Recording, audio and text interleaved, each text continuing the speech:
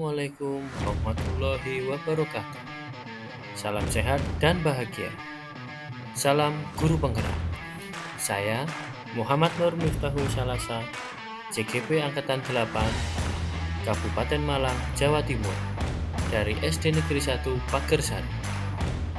Pada video kali ini, saya akan memaparkan tentang koneksi antar materi modul 1.1.A.8. Kesimpulan dan refleksi pemikiran Ki Hajar Dewantoro. Pengajaran merupakan bagian dari pendidikan. Pengajaran adalah proses pendidikan dalam memberi ilmu untuk kecakapan hidup anak secara lahir dan batin.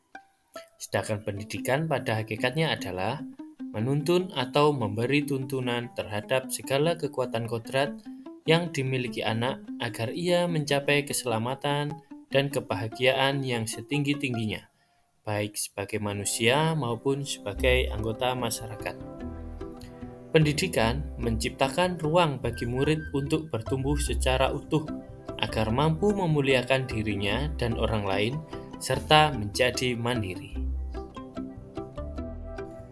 Saya akan merefleksikan diri saya melalui pertanyaan pembahasan berikut.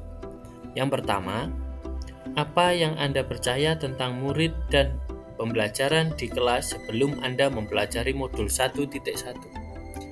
Yang kedua, apa yang berubah dari pemikiran atau perilaku Anda setelah mempelajari modul ini? Pertanyaan yang ketiga, apa yang dapat segera Anda terapkan lebih baik agar kelas Anda mencerminkan pemikiran Ki Hajar Dewantoro? Sebelum saya mempelajari modul 1.1, saya percaya pembelajaran di kelas saya bahwa pembelajaran terpusat pada guru atau teacher center. Yang kedua, jika nilai murid saya mencapai KKM, dianggap pembelajaran sudah berhasil. Yang ketiga, suasana kelas yang tertib, tenang, dan memahami materi menjadi fokus utama guru. Yang keempat, pembelajaran hanya sebatas transfer materi pembelajaran. Yang kelima, sering merasa gagal atau mengeluh jika banyak murid yang tidak tuntas dalam pembelajaran. Yang keenam, ketuntasan dalam penyampaian materi lebih penting daripada memahami karakteristik murid. Yang ketujuh, siswa pasif dan motivasi belajar rendah. Berikut beberapa contoh foto pembelajaran sebelum memahami modul 1.1. Yang pertama, guru mendominasi pembelajaran. Saya lebih banyak menggunakan metode ceramah dalam menjelaskan dan menerangkan kepada siswa. Yang kedua, kurang fokus dalam pembelajaran. Terkadang anak-anak masih sering ketika diterangkan oleh guru, mereka bermain sendiri atau mengganggu teman yang lain. Yang ketiga, semangat belajar masih rendah.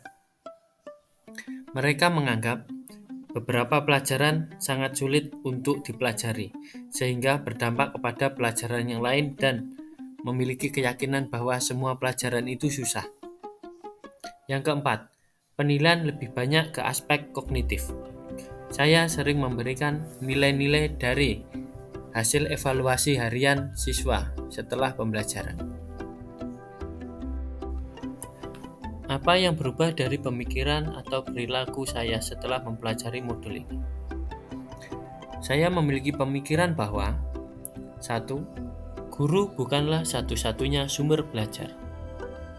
2. Mampu memahami karakteristik belajar anak.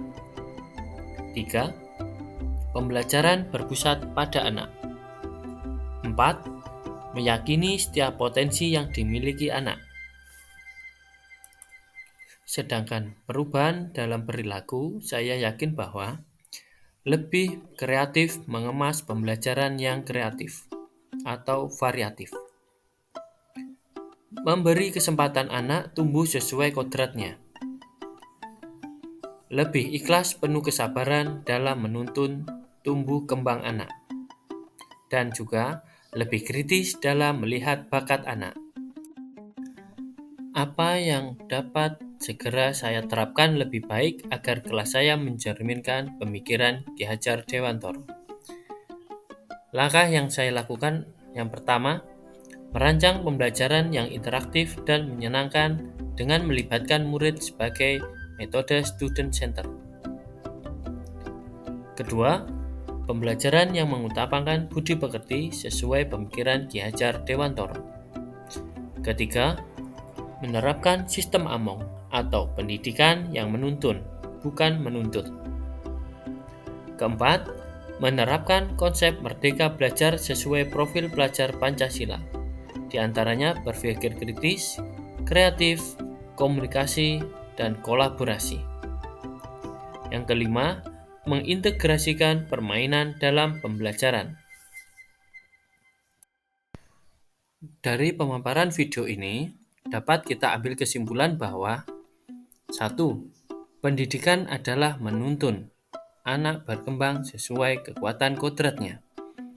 2. Memberikan perhatian penuh kepada anak atau berpihak pada anak. 3.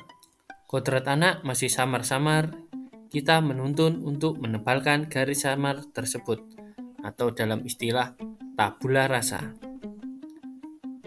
4. Mengutamakan pendidikan budi pekerti agar tercipta keseimbangan hidup.